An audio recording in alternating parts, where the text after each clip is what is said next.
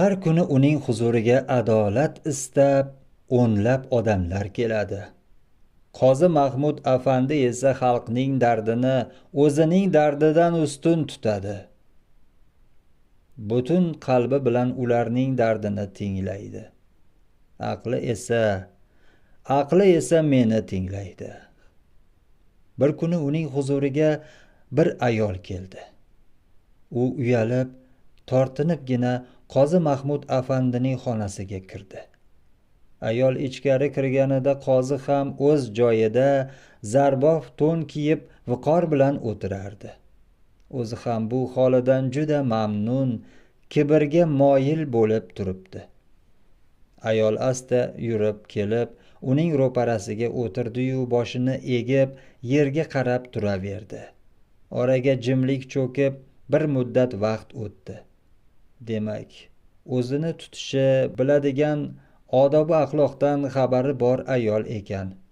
U qozining so'z boshlashini kutayotgan edi. "Keling, qanday shikoyatingiz bor?" so'radi Qozi Mahmud afandi. Ayol boshini ko'tarmasdan gap boshladi. "Qozi afandi, men erimdan shikoyat qilib keldim", dedi ayol. "Eringiz kim bo'ladilar? U kishidan qanday shikoyatingiz bor?" "Qozi afandi, erimning ismi Bakir afandi deyishadi. Hech kimimiz yo'q, hatto farzandlarimiz ham. Topish tutishimiz yaxshi emas. Bugun qornimiz to'ysa ertaga nima qilamiz deb o'ylanib qolamiz. Bakir afandi bir necha yildan beri ko'ngliga bir narsani tugib qo'ygan. U hajga bormoqchi.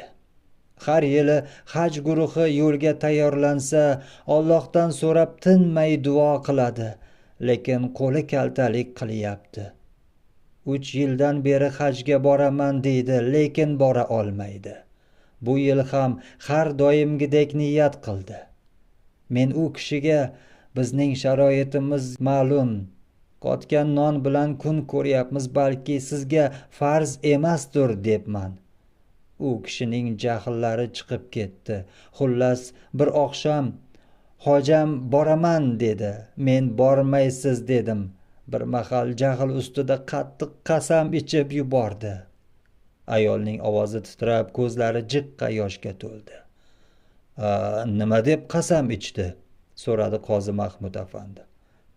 "Allohga qasamki, hajga bora olmasam boshing ochiq deb yubordilar.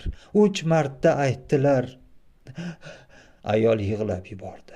Qozi lablarini tishlab bir muddat o'ylanib qoldi. Keyin nima bo'ldi? Kecha uyga kelmadilar. Kechasi haj karvoni yo'lga chiqadigan edi. Keyingi kun ham kelmadi. Undan keyin ham. Menga jahl qilibmi yoki aytgan qasamiga pushaymon bo'libmi? Bu yerlardan bosh olib ketdimikin? Boshida shunday deb o'yladim. Keyin esa xayolimga yomon gaplar kela boshladi. Vahimaga tushdim. Biror joyda mazasi bo'lmay qolib, balki kimdir ko'rgandir deb. "Keyinchi?" so'radi Qozi Mahmud afandi. "Xudoga shukr, bir necha kundan keyin kechki payt kirib keldilar. Qayerda edingiz desam, to'xta, jim. Men hajga borib keldim dedilar. Qanaqasiga? Bunday bo'lishi mumkin emas axir. Bo'lishi mumkin emas-ku. Bu yerdan Makkaga borib kelish uchun oylab yo'l yurish kerak-ku.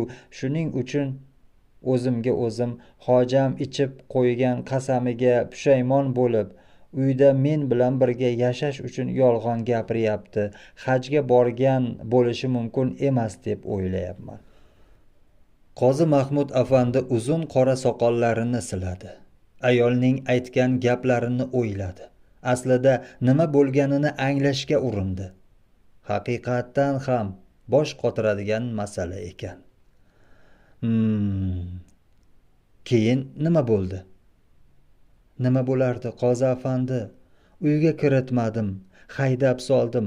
Axir biz ajrashganmiz-ku. Aytgan gaplari qip-qizil yolg'on-ku. Hajga bora olmasam boshing ochiq deb 3 marta qasam ichgan.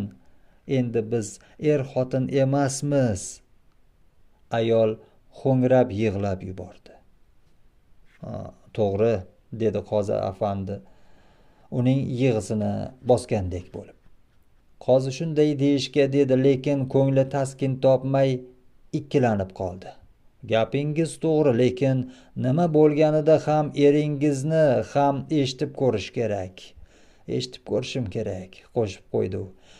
So'ng o'sha yerdagi mirshablardan biriga Bakir afandini keltirishni buyurdi.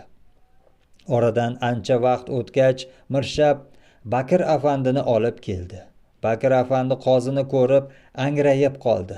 Qo'llari titradi, ko'zlari bezovta bo'ldi. Qo'rqib ketgani shundoqqina bilinib turardi.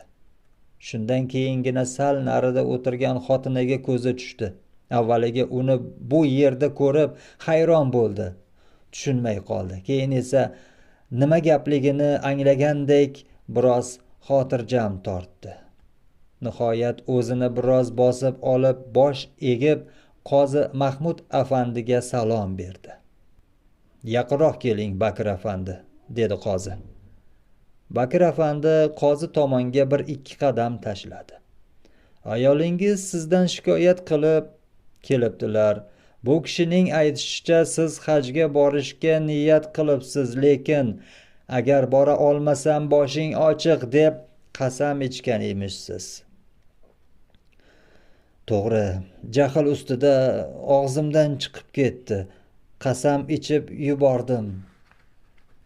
Keyin esa bir necha kun yo'q bo'lib ketib, keyin kelib hajga borib keldim degan emishsiz. Bu voqealarning hammasi bir necha kun ichida sodir bo'libdi. Lekin Bursadan Makkaga borish 2 oylik yo'l-ku. Ayolim to'g'ri aytibdi, qozi afandi. Xuddi shunday dedim. Lekin men ham rost aytyapman, hajga borib keldim. Qozi Mahmud afandi jahl ustida sapchib o'rnidan turdi. U g'azab otiga mingan edi. Bilasizki, bu narsa menga juda yoqib tushdi. Zero inson g'azablanganida ojiz bo'lib qoladi. Bunday paytda men osongina uning bo'yniga minib olaman. Bas qiling, dedi qozi. Katta odam yolg'on gapirishga uyalmaysizmi? 2 oylik yo'lga qanday qilib bir necha kunda borib keldingiz? Bakir afandining rangi oqarib ketgan, qo'rqqanidan yaproqdek titrab turardi. U qult etib yutinib zo'rg'a gapirdi. Xudo haqqi, hajga bordim men, guvohlarim ham bor. Tuturuqsiz odam ekansiz. Siz aytgan gaplar aqlga ham, mantiqqa ham to'g'ri kelmaydi. Uyalmasdan guvohlarim ham bor deysiz-a? Kim ekan o'sha guvohlaringiz? Qanaqangi guvoh ekan, xo'sh? Qozi afandi, dedi Bakir. Voqea bunday bo'ldi. Men jahl ustida qasam ichib qo'yib, tong sahar hali azon aytilmasidan masjidga keldim. Namozdan chiqib bir ko'chaga kirsam, buloq bor ekan. Toshga o'tirdim. Qilgan xatoyimdan, hajga bora olmasligimdan qayg'uga botib, yig'lab o'tirsam, kimdir kelib yelkamni qoqdi. Aslo xafa bo'lma. Alloh iroda qilsa, bo'lmaydigan ishning o'zi yo'q, dedi. Keyin esa qo'limdan ushla. Ko'zlaringni yum, men och demagunimcha ochma, dedi. Negadir uning aytganlarini qildim. Qo'llaridan tutib ko'zlarimni yumdim. Endi och deganida ko'zlarimni ochsam, ro'paramda Ka'ba-yu Muazzama turibdi. Bu safar titrash navbati qozi Mahmud afandiga yetib keldi. U ham bilinar bilinmas titray boshladi.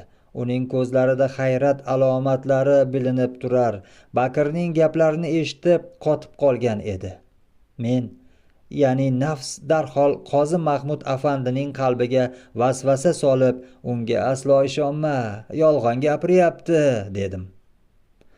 Qanday qilib bo'lishi mumkin emas-ku, dedi qozi Mahmud afandi biroz bo'shashib.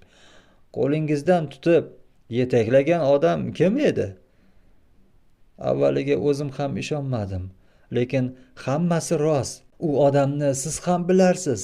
Balki mana bu bursa bozorida eski tuski narsalarni sotib yuradigan Mahmud ota bor-ku, ana shu odam.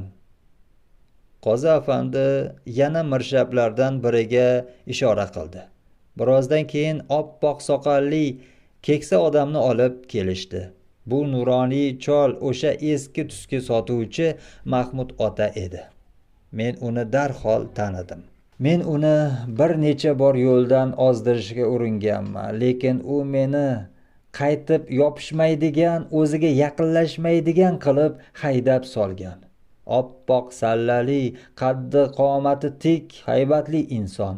Uning kimligini boshqa odamlar ham juda yaxshi bilishadi. Qozi Mahmud afandi otaxonni boshdan oyoq kuzatdi. Haybatidan biroz hurkdi ham. Men darhol qozi Mahmudning qulog'iga pichirlab, odobsiz chol ekan, qozining huzuriga kirib keldi-yu, na salom bor, na alik bor, dedim. Bunaqangi vasvasalar darrov ish beradi. Qozi Mahmud men aytgan gaplarni aynan takrorladi. Kirgan odam qoziga salom bermaydimi? Eskifurush Mahmud ota tabassum qildi. Ko'zlarini qozi Mahmud afandining ko'zlariga tikdi. U xuddi qoziga emas, menga tik qarayotgandek tuyuldi. Chol bu vasvasalarni qozi Mahmud afandining qalbiga aynan men solganimni bilayotgandek edi. To'g'risini aytsam, o'zim ham bu otaxondan cho'chidim. Lekin baribir Mahmud ota bilinar bilinmas boshini egdi. Eskifurush Mahmud afandi sizmisiz? Dedi qozi Mahmud afandi. Shunday, menman, dedi chol. Unday bo'lsa, mana bu odamni tanisangiz kerak, dedi Bakir afandiga ishora qilib. Ha, taniyman, dedi Mahmud ota. Bu odam hajga borib keldim deyapti. Bir necha kunda Bursadan hajga borib kelganmish. Qizig'i shundaki, u sizni guvoh qilib ko'rsatyapti. Bunga nima deysiz? To'ppa-to'g'ri, rost aytibdi. Nima? Siz bu kishining hajga borib kelganiga guvohmisiz? Ha, guvohman. Qanday qilib guvoh bo'lasiz? Axir bunday bo'lishi mumkin emas-ku. Qanday qilib hajga bordingiz? Bu qanaqangi sehr bo'ldi? Bu imkonsiz hodisa. Qanday qilib guvoh bo'lasiz? Axir bunday bo'lishi mumkin emas. Qanday qilib hajga bordingiz? Bu qanaqangi sehr bo'ldi? Bu imkonsiz hodisaga qanday qilib ishonayin? Bu mening ishim emas, taqsir. Hammasi shayximning karomati. U kishining himmatlari bilan shunday bo'ldi. Shayxingiz kim? Mening shayxim Uftoda hazratlari. Bu ismni eshitar-eshitmas meni qattiq ter bosdi. Qaltiray boshladim. Meni xuddi istmalayotgan odamdek bezgak tuta boshladi. Bir paytlar men o'sha Uftoda hazratlarining nafsi bo'lib unga zarar bermoqchi bo'lganman. Lekin u mening o'zimga zarar yetkazib qo'ygan. Ismini eshitganimning o'zidayoq qaltirab qoladigan bo'lganman. Tezda qozi Mahmud afandining qalbiga vasvasa soldim. Uftoda bir darvesh-ku, qanday qilib bu ishni qiladi? Sen katta qozisan, bunaqangi gaplarga ishonma, dedim. Qozi Mahmud menga quloq soldi. U oddiy bir darvesh bo'lsa, qanday qilib bu ishni qiladi? Aqli yetarmikan bunga? Yo'q, u bunga qodir emas. Qanday qilib bir odamni bir diyordan boshqa diyorga bir onda olib boradi? Mahmud ota ko'zlarini yana qozi Mahmud afandiga o'qdek qadadi. Bilib turibman, u qoziga emas, aniq menga qarayotgan edi. Chol bunday gaplar qozidan emas, mendan, ya'ni nafsdan chiqayotganini yaxshi bilar edi. Qozi afandi, u shunday deb biroz sukut qildi. Qozi afandiga achinish aralash qaradi. Aytmoqchi bo'lgan gaplarini aytaymi aytmaymi degandek biroz ikkilandi. Keyin shunday dedi: Allohga osiy bo'lgan shayton har ishni qila olishiga ishonasan-u, Allohning izni bilan Allohning bir do'sti qila oladigan ishga nima uchun ishonmaysan? Chol shunday dedi-yu, indamay ortiga o'girilib chiqib ketdi. Qozi Mahmud afandi boshidan bir chelak muzdek suv quyib yuborilgandek seskanib ketdi. Chol aytgan oxirgi gap uni larzaga solgani aniq edi. Bu qanaqasi? Bu qanday hol o'zi? Qozi sekin o'rnidan turdi. Uni qattiq titroq bosgan edi. Lablari titradi, ko'zlari katta-katta bo'ldi. U xuddi har tomondan olov bilan o'rab olingandek ahvolda edi. Qanchalik kuyib yonib, ishonma, hammasi g'irt yolg'on desam ham menga quloq solmadi. Bir muncha vaqtdan keyin qozi biroz o'ziga kelib olgach, Bakir afandiga yuzlandi. Yana boshqa guvohlaringiz bormi? Bor, dedi Bakir afandi. Makkada Bursadan kelgan hojilarni ko'rgan edim. Ular bilan suhbatlashdim. Hatto ba'zi omonatlarimni Bursaga borganda olaman deb ularga berganman. Qozi Mahmud go'yo uning so'zlarini eshitmayotgandek edi. U hamon Mahmud otadan eshitgan dakkining ta'siridan chiqib keta olmayotgan edi. Qo'llari hali ham titrayapti. Yaxshi, unda gap tamom. Hojilarning kelishini kutamiz. Bu davoni o'shanda yana boshqatdan ko'rib chiqamiz. Qozi shunday deb hammaga ruxsat berdi. Xona bo'shagach, qozining tizzalari bo'shashib yerga o'tirib qoldi. Ko'zlari qontalash bo'lib ketgandi. Endi u titramas, lekin g'alati tebranar edi. Shundagina uning nimadir deb pichirlayotganini ko'rdim. U Mahmud ota aytgan oxirgi jumlani takrorlar edi. Allohga osiy bo'lgan shayton har ishni qila olishiga ishonasan-u, Allohning izni bilan o'zining do'sti qila oladigan ishga nima uchun ishonmaysan? O'sha kechasi qozi Mahmud afandining ko'ziga uyqu kelmadi. U o'ziga o'zi tinmay savol berar edi. Bo'lishi mumkin emas. Qanday qilib axir? Agar bu gap rost bo'lsa, qanaqasiga ikki odam Bursadan Makkaga borib qoladi? Kecha kunduz har on uning zehnida faqat mana shu savollar aylanaverdi. Bechora kulmay ham qo'ydi. Bir on bo'lsa ham vaqtini bekor o'tkazmadi. Uning aqlini boshqa narsalar bilan band qilishga harchan urinmayin, yana o'sha savollarni qaytaraverdi. Bo'lishi mumkin emas. Qanday qilib axir? Nima uchun men Allohga osiy bo'lgan shaytonning har ishni qila olishiga ishonib, Allohning yordami bilan o'zining do'sti qila oladigan ishga ishonmadim? Allohning do'sti bu ishni qanday qilib qildi axir? Allohning do'sti bo'lish uchun nima qilish kerak? O'sha uftoda oddiy bir darvish, kambag'al odam emasmi? Meni tergagan, so'roqqa tutgan odamni yomon ko'raman. Inson zoti meni so'roqqa tutmasin-da deyman. Ayniqsa menga umuman e'tiroz bildirmasin deyman. Chunki inson zoti borki menga albatta quloq soladi. Qozi Mahmud afandi ham menga quloq solishi kerak, lekin ba'zida uning savollarini kechiktirishga, bostirishga aslo kuchim yetmay qolyapti. Bir nima qilib buning bir chorasini topdim. Uning zehniga shubha, gumon degan narsalarni suqdim. Chunki Bakir afandining da'vosi hali tugamadi. Balki Mahmud ota yolg'onchidir, sehrgardir. Da'voni ko'rib chiqish hojilar kelguniga qadar qoldirildi-ku. Demak, hali imkoniyat, fursat bor.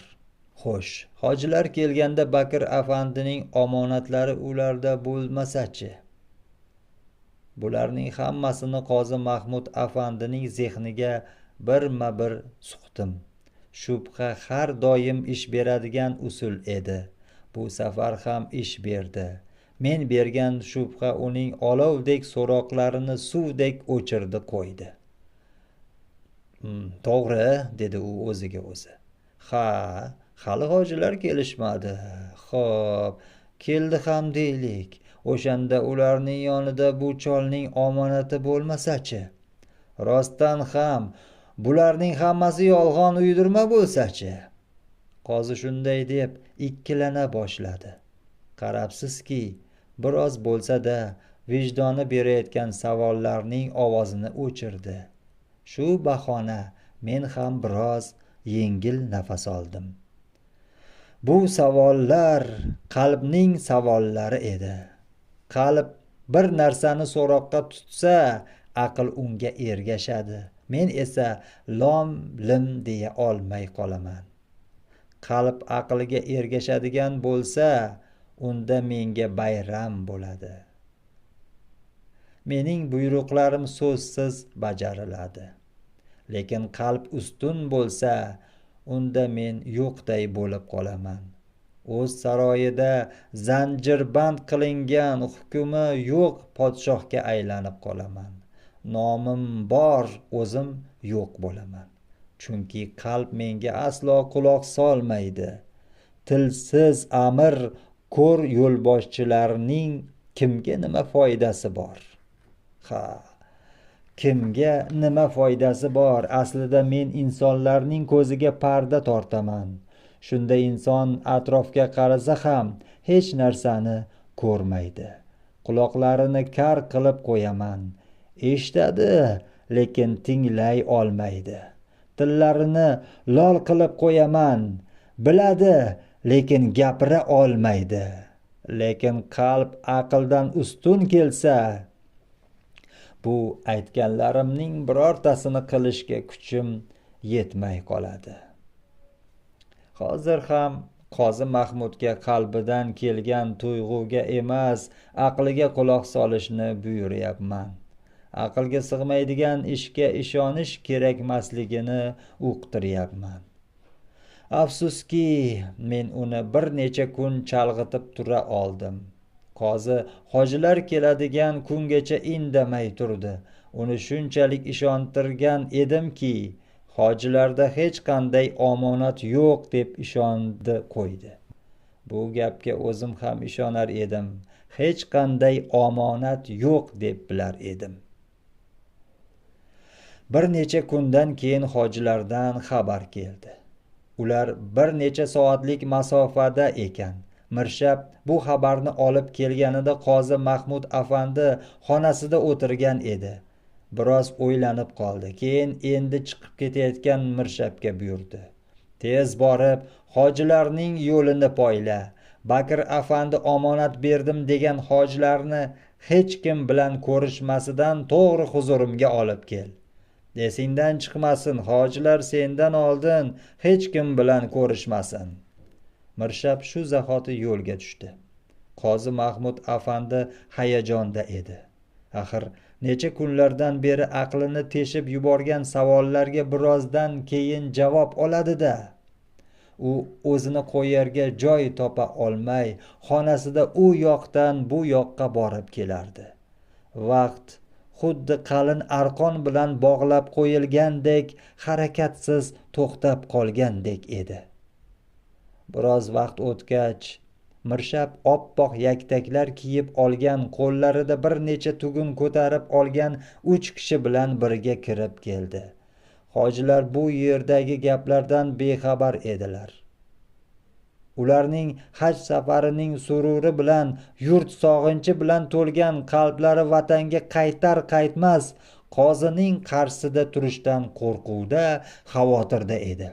Ular hech narsani tushunmay, bir-birlariga hayron qarab turardilar.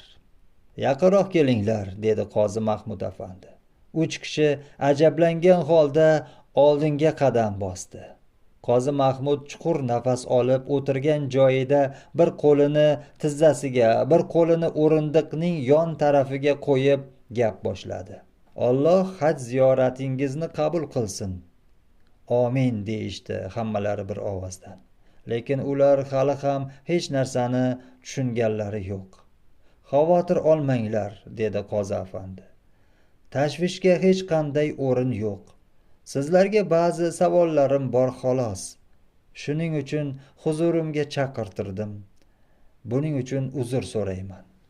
Inshaalloh yaxshilikkadir, deyishdi hojilar.